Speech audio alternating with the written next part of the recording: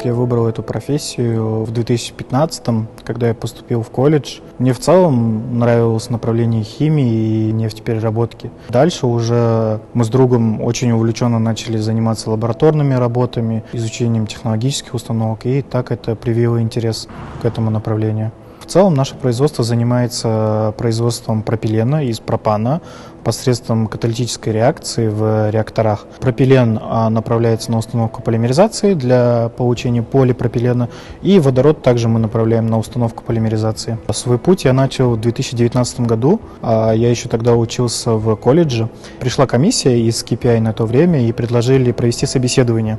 Мы поучаствовали в собеседовании, и позже мне сообщили, что я прошел собеседование и принят на работу. На тот момент мы начинали на должности техника департамента дегидрирования пропана и центральной заводской лаборатории. Дальше, уже когда началось производство, когда мы готовились к пусконаладочным работам, я был оператором, потом меня повысили до оператора пульта управления, я был старшим оператором на производстве, начальником смены, инженером-технологом, и на текущий момент я являюсь заместителем начальника. То есть я по своей лестнице полностью карьерный рост прошел. Нефтяники — это только то, что связано с нефтью.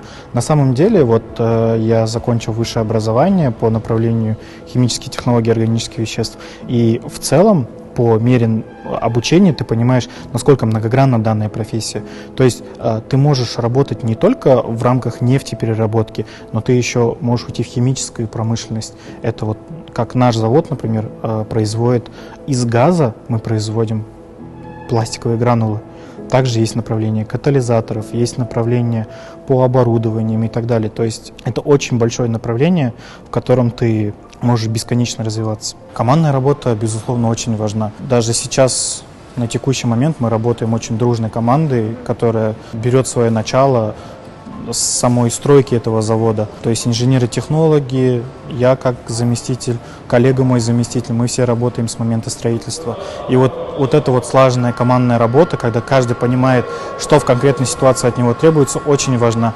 В текущий момент я собираюсь поступать дальше, обучаться на магистратуру, дальше докторантура. Это в рамках простого обучения. Но есть еще параллельные курсы и обучение, которыми я занимаюсь.